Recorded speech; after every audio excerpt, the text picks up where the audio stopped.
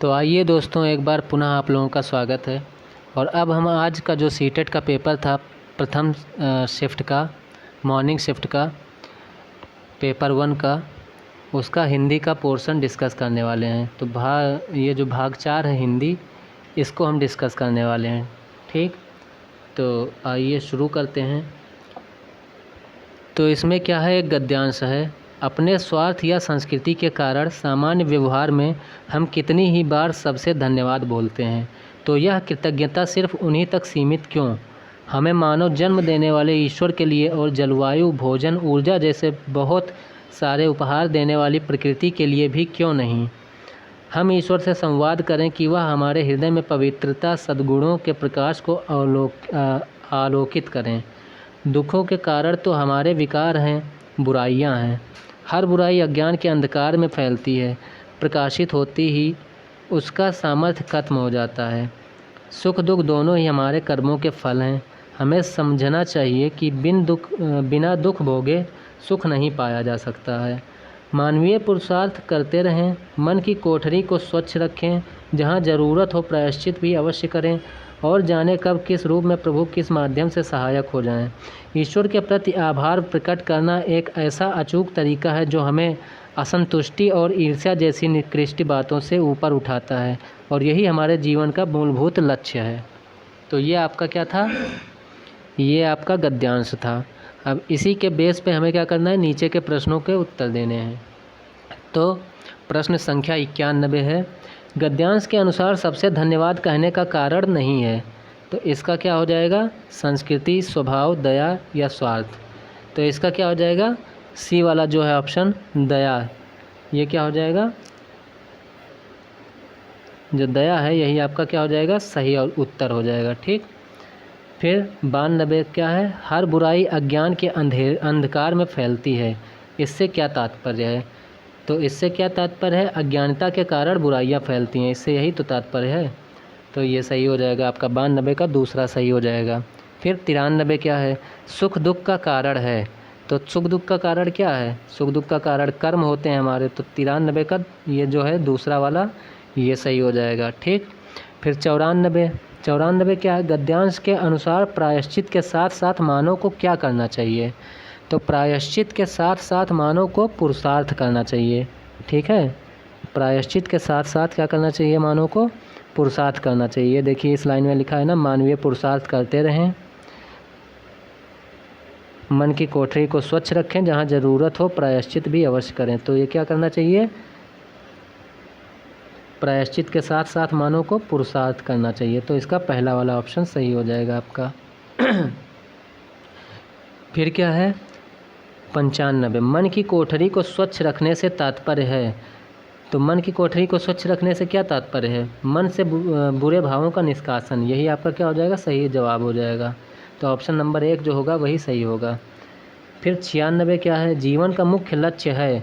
तो जीवन का मुख्य लक्ष्य क्या है? जीवन का जो मुख्य लक्ष्य है वह है ईश्वर के प्रति आभार प्रकट करना। पहला वाला आपका बिल्कुल सही हो जाएगा। फिर स्वार्थ का विलोम, तो स्वार्थ का विलोम क्या होगा? स्वार्थ का विलोम निस्वार्थ होगा। मानवीय शब्द में प्रत्यय क्या है? तो मानवीय शब्द में क्या है? मानव धन ईय, यानी कि ये जो है पहला वाला, यही आपका सही जवाब हो जाएगा। ईय जो है वही प्रत्यय है आपका। फिर कौन सा शब्द युग्म समूह से भिन्न है? तो ज्ञान, अज्ञान, शुद्ध, अशुद्ध, सुख, दुख, ये सब क्या हैं? यह सब विलोम शब्द दिया हुआ है। एक शब्द है, दूसरा उसका विलोम है। लेकिन अंधकार और अंधेरा ये क्या है? एक ही जैसा है। तो यही आपका क्या हो जाएगा? जो दूसरा वाला है वही आपका सही उत्तर हो जाएगा। ठीक, अंधकार अंधेरा। आइए आगे बढ़ते हैं। प्रश्न संख्या ये कौन सा था? 99 के बाद अब आता है आपका 100। ये भी क्या है? अब ये पद्यांश है एक। ठीक, काव्यांश है जिसको हम बोलते हैं। तो इसको क्या है, पढ़ते हैं। आया समय उठो तुम नारी, युग निर्माण तुम्हें करना है। आज़ादी की खुदी नींव में तुम्हें प्रगति पत्थर भरना है। अपने को कमज़ोर ना समझो, जननी हो संपूर्ण जगत की गौरव हो। ठीक है, तो ये काव्यांश है। अब इसके बेस पे क्या करना है? हमें नीचे लिखे प्रश्नों के उत्तर देने हैं। तो आइए देते हैं। कविता का मुख्य स्वर है, तो कविता का मुख्य स्वर क्या है? यहाँ पर किसकी बात हो रही है? स्त्री शक्ति की बात हो रही है। तो 100 का जो पहला वाला होगा वही आपका सही उत्तर हो जाएगा। ठीक, फिर क्या है? कविता के अनुसार स्वतंत्रता प्राप्ति में स्त्री की भूमिका क्या है? तो स्त्री की जो भूमिका है वो क्या है? संज्ञान योग्य है। ठीक है, तो इसका चौथा वाला जो होगा वो सही हो जाएगा। फिर क्या है? स्त्री के लिए किस विशेषण का प्रयोग नहीं किया गया है? तो स्त्री के लिए ये जो पहला वाला लिखा है अबला, इसका प्रयोग नहीं किया गया है। ठीक, फिर क्या है? स्त्री की निर्माणकारी शक्ति का भाव कविता की किस पंक्ति में निहित है? तो युग निर्माण तुम्हें करना है, ये वाली पंक्ति जो है इसी में क्या है? निर्माणकारी शक्ति का भाव जो है वो निहित है। तो जो 103 है उसका तीसरा वाला जो उत्तर हो, जो तीसरा वाला ऑप्शन होगा वही सही हो जाएगा। युग निर्माण तुम्हें करना है। अब क्या है? 104, उसमें क्या है? कविता के अनुसार स्त्री को स्वयं की शक्ति पहचानना होगा। ठीक है, तो पहला वाला जो होगा ये सही है। फिर क्या है? 105, जननी हो संपूर्ण जगत की पंक्ति में कौन सा अलंकार है? तो इसमें कौन सा अलंकार है? रूपक अलंकार है, तो ये आपका सही हो जाएगा। ठीक, अब है प्रश्न संख्या 106। प्रश्न संख्या 106 क्या है? कक्षा 3 की अध्यापिका अपने शिक्षार्थियों को नई शब्दावली से परिचित करवा रही है। निम्नलिखित में से कौन सा नई शब्दावली सिखाने का प्रभावशाली तरीका है? ठीक है, तो कौन सा प्रभावशाली तरीका होगा? अध्यापिका स्थिति विशेष के अनुसार उस शब्द का अर्थ समझाने की कोशिश करे। ठीक है, तो यही जो होगा ये प्रभावशाली तरीका होगा। तो 106 का दूसरा वाला ऑप्शन सही हो जाएगा। फिर 107 क्या है? भाषा सीखना किससे संबंधित है? तो भाषा सीखना क्या है? भाषा सीखने के अंतर्गत क्या होते हैं? भाषा कैसे सीखते हैं हम? सुनने से, बोलने से, पढ़ने से, लिखने से। ठीक है, इसी से भाषा का विकास होता है। तो ये जो चारों हैं ये क्या है? कौशल हैं। तो क्या है? भाषा सीखना किससे संबंधित है? कौशल से। तो इसका जो तीसरा वाला होगा ये सही जवाब हो जाएगा। ठीक, 107 का क्या हो जाएगा? सी हो जाएगा। अब 108 नंबर प्रश्न है, उस युक्ति का चयन कीजिए जो नीचे दिए गए उदाहरण से मेल खाती है। मैं भाषा पर ध्यान केंद्रित रखती हूँ, मैं इस बात का पूरा ध्यान रखती हूँ कि यह सही हो। ठीक है, तो इसका मतलब क्या है? इसका मतलब है कि स्वनिरीक्षण, मतलब वो खुद निरीक्षण कर रही है, वो खुद इस बात का ध्यान रख रही हैं कि ये चीज़ जो हो वो सही हो। तो इसको हम क्या बोलते हैं? इसको हम बोलेंगे स्वनिरीक्षण। तो बी वाला जो होगा आपका दूसरा वाला ऑप्शन ये सही हो जाएगा। ठीक, अब प्रश्न संख्या 109। 109 में क्या है? कक्षा 2 के विद्यार्थी एक कविता गा रहे हैं। यह मेरी नाक है, ये मेरे कान।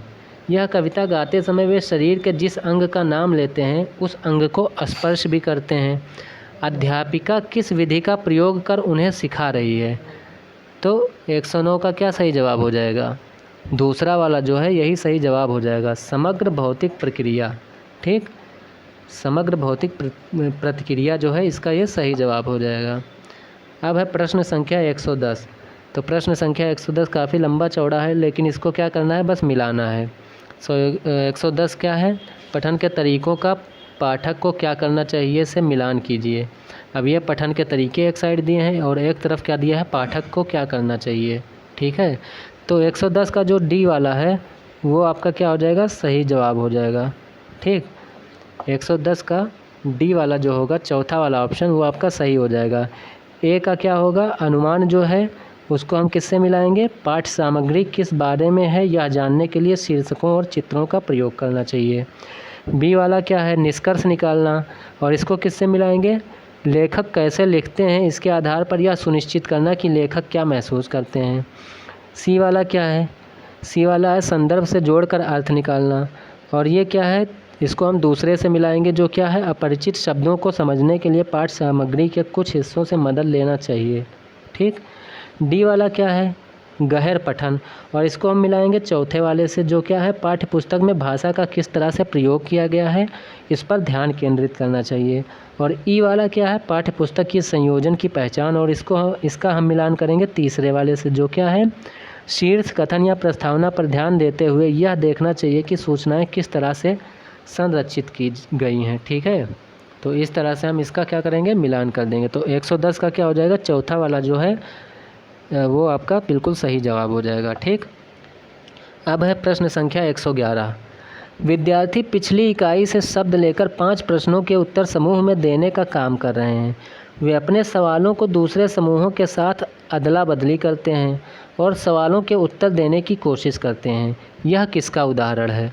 तो 111 का क्या हो जाएगा, 111 का हो जाएगा सी, यानी कि तीसरा, जिसको हम क्या बोलते हैं, सहपाठी आकलन। ठीक है, तो सहपाठी आकलन के तरीके से वो क्या करते हैं, एक दूसरे से सवाल जवाब का अदला बदली कर रहे हैं। ठीक, अब है 112।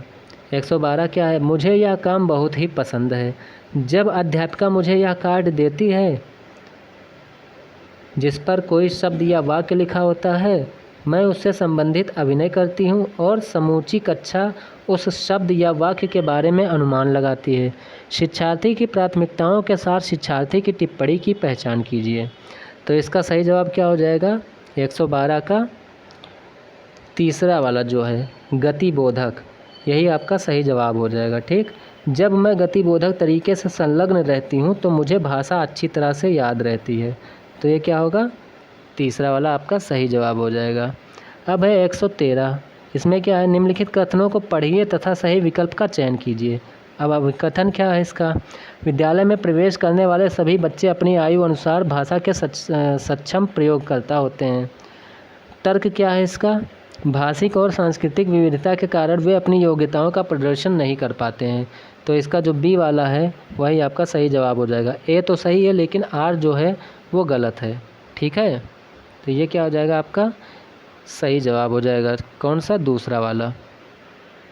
अब है प्रश्न संख्या 114। तो 114 क्या है, कक्षा 5 का मंजीत अपने अध्यापक से अलग शैली में बात करता है, अपने मित्रों से कुछ अलग तरह से और एक 2 वर्षीय बच्चे से कुछ अलग तरह से बात करता है। इसका तात्पर्य यह हुआ कि मंजीत जानता है कि सामाजिक स्थितियों में भाषा का प्रयोग किस तरह से करना चाहिए। भाषा के इस गुण को किस रूप में जाना जाता है? तो भाषा के इस गुण को किस रूप में जाना जाता है, इसको हम क्या बोलेंगे, इसको हम बोलेंगे उपयोगितावादी। उसको ये पता है कि कहाँ पर किस तरह से भाषा का उपयोग करना चाहिए। ठीक है, किस स्थिति या परिस्थिति में भाषा का कैसे उपयोग करना चाहिए ये उसे पता है। तो ये क्या होगा, उपयोगितावादी होगा। अब है 115। उसमें क्या है, एक माँ ने इस बात की ओर ध्यान दिया कि उसकी बच्ची कभी कभी ऐसे शब्द बोल जाती है जो ना तो उसने कभी किसी वयस्क से सुने हैं और ना ही अपने भाई बहनों से सुने हैं। इस बात को लेकर वह भ्रमित है क्योंकि उसका मानना है कि बच्चे अपने परिवार और पास पड़ोस के परिवेश में लोगों का अनुकरण करके भाषा सीखते हैं। उसका यह मत किससे प्रतिध्वनित या मेल खाना होता है? तो इसमें क्या आ जाएगा आपका, ये आपका व्यवहारवाद जो है ये सही जवाब होगा। ठीक है, व्यवहारवाद जो हो जाएगा इसका, ये आपका बिल्कुल सही जवाब हो जाएगा, पहला वाला ऑप्शन। ठीक, उसके बाद क्या है 116 नंबर प्रश्न, कौशलों के उस समूह को क्या कहेंगे जो बच्चे औपचारिक पठन निर्देश शुरू करने से पहले विकसित कर लेते हैं और जो बाद के अकादमिक कौशलों के लिए बुनियाद प्रदान करते हैं? तो इसको हम क्या बोलेंगे, तो इसको हम बोलेंगे उद्गामी साक्षरता, यानी तीसरा वाला जो जवाब होगा वो आपका सही हो जाएगा। अब है प्रश्न संख्या 117। एक दादी या नानी अपने घर में छोटे बच्चों को पुस्तकों से कहानियाँ पढ़कर सुनाना पसंद करती हैं। इस तरह से वह उन्हें पुस्तकों व नए विचारों से परिचित करवाती हैं और बच्चे भी इस प्रक्रिया में सक्रिय रूप से संलग्न रहते हैं। इस तकनीक को किस रूप में जाना जाता है? तो इस तकनीक को संभाषिक पठन के रूप में जाना जाता है। किसके रूप में जाना जाता है? संभाषिक पठन। कौन सा ऑप्शन होगा? जो दूसरा वाला ऑप्शन है वो आपका क्या होगा? सही होगा। ठीक, जो दूसरा वाला ऑप्शन है वो आपका क्या हो जाएगा? सही हो जाएगा। अब क्या है? 118 नंबर प्रश्न। पठन सिखाने का वह उपागम जिसमें मूल तत्वों जैसे वर्णों और स्वनिम से शुरू किया जाता है और जिसमें बच्चों को यह सिखाया जाता है कि समग्र रूप से पठन सीखने से पहले स्वनिम को शब्दों से मिलाया जाता है, इस उपागम को क्या कहेंगे? तो 118 नंबर प्रश्न का सही जवाब हो जाएगा आपका संरचनात्मक उपागम, यानी तीसरा वाला। ठीक है, तीसरा वाला जो होगा आपका वो क्या हो जाएगा? सही जवाब हो जाएगा आपका तीसरा। ठीक,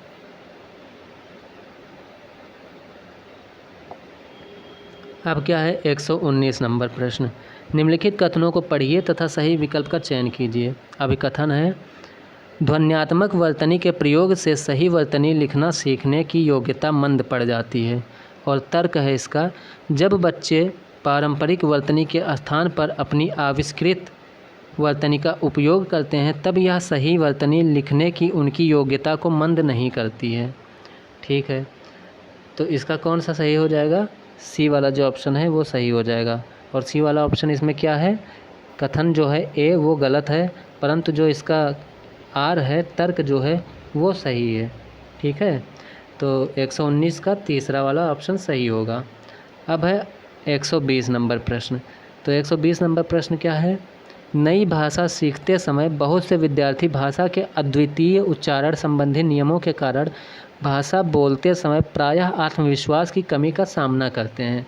इस समस्या को दूर करने का तरीका क्या है? तो इस समस्या को हम कैसे दूर कर सकते हैं? तो कक्षा में ऐसे खेलों जैसी गतिविधियों का प्रयोग किया जाए जिसमें मौखिक अंतः क्रियाएँ अधिक हों। तो ये जो पहला वाला ऑप्शन है यही आपका क्या हो जाएगा? सही हो जाएगा। तो आपका हिंदी का सेक्शन भी ख़त्म हो चुका है। ठीक, अब इसी के साथ धन्यवाद। और आप लोग कमेंट करके ज़रूर बताइएगा कि 30 में आप लोगों का कितना सही है। ठीक है, इसी के साथ मैं आप लोगों को धन्यवाद कहता हूँ और कृपया मेरे चैनल को अधिक से अधिक लाइक, सब्सक्राइब और शेयर ज़रूर करें। आप सभी का बहुत बहुत धन्यवाद।